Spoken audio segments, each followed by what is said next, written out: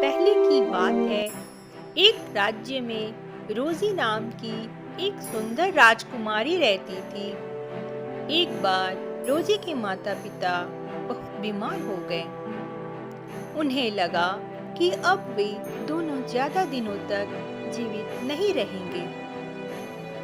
रोजी की दो सौतेली बहनें भी थीं। तीनों बेटियों को बुलाकर राजा पिता ने कहा, अब हम ज्यादा दिन तक जीवित नहीं रहेंगे। रोजी तुम्हारी छोटी बहन है, उसका ख्याल रखना। जी पिताजी, हम रोजी का अच्छी तरह से ख्याल रखेंगे। इतना बोलते ही राजा और रानी दोनों के प्राण निकल जाते हैं। फिर शुरू होता है रोजी के ऊपर दोनों सौतेली बहनों का अत्याचार।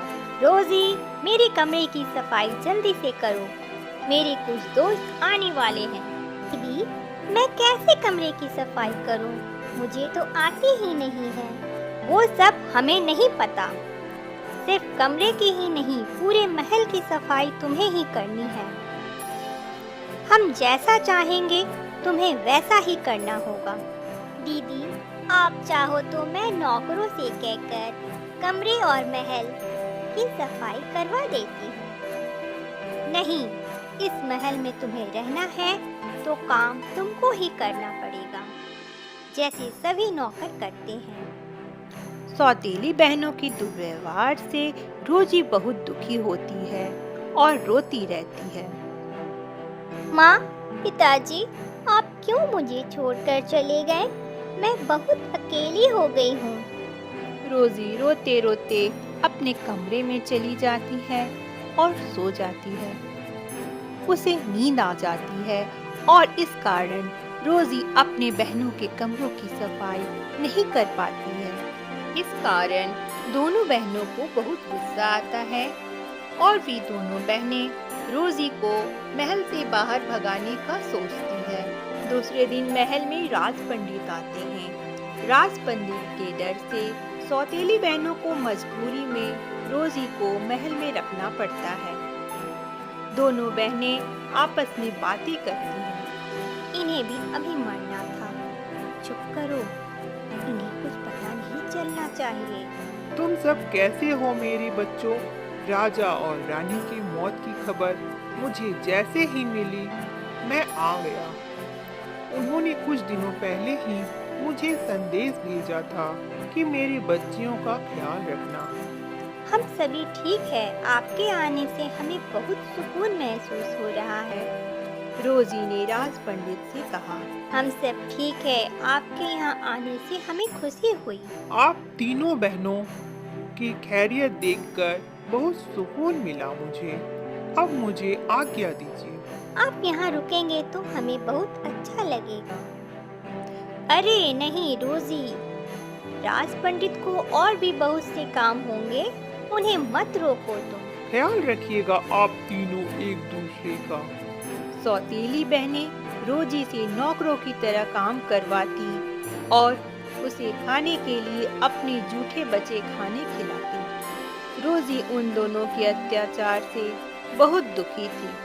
तभी रोजी के पिता के मित्र राजा उनके महल में आते हैं और उनसे मिलते हैं। अरे बच्चियों, कैसे हो तुम लोग?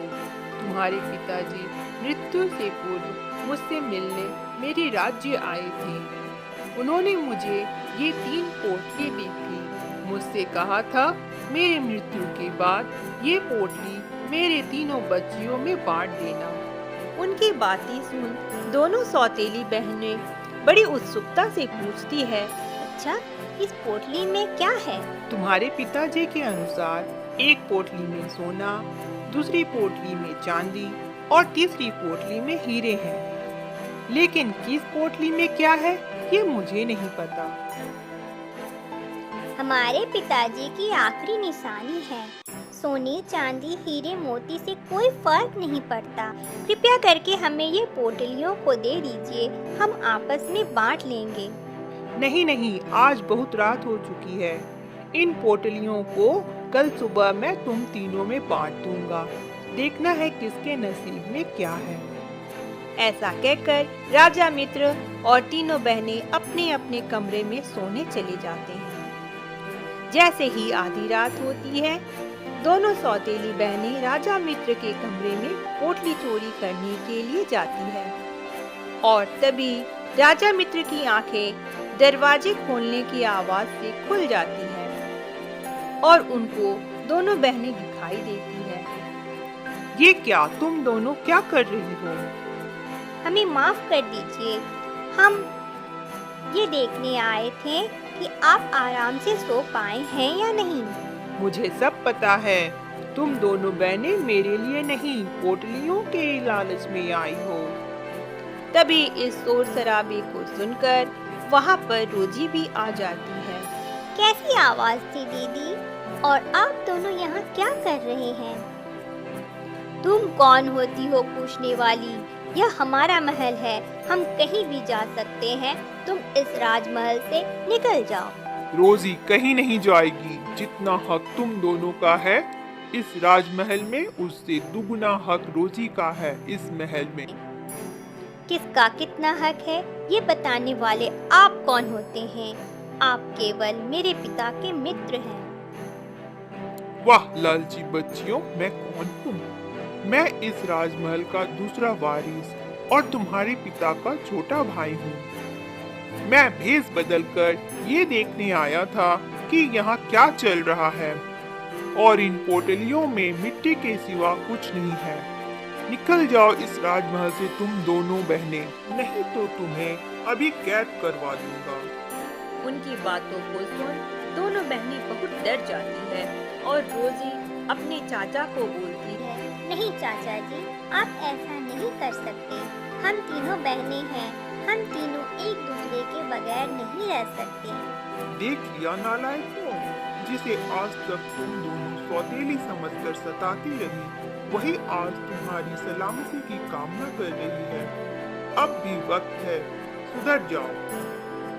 अंत में दोनों सौतेली बहनें रोजी से हाथ जोड़कर माफी मांगती है और वे तीनों अपने चाचा जी के साथ राजमहल में खुशी खुशी रहने लगती है।